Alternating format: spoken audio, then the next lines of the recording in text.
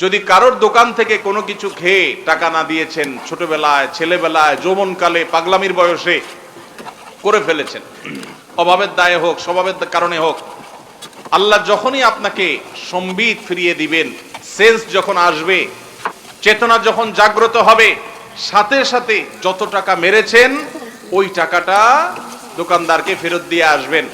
যদি স্বীকার করতে লজ্জা লাগে, স্বীকার করার দরকার নেই, দোকানদারকে বলেন যে টাকাটা আপনি পাবেন, যেভাবে হোক রেখে দেন, অথবা যে কোনো ভাবে দোকানদারের ক্যাশে টাকা আপনি দিয়ে দেন, বাস দায় মুক্ত হয়ে যাবেন। আর যদি না দেন তাহলে কিয়ামতের ময়দানে এই দোকানদার আপনার সামনে দাঁড়ায় যাবে।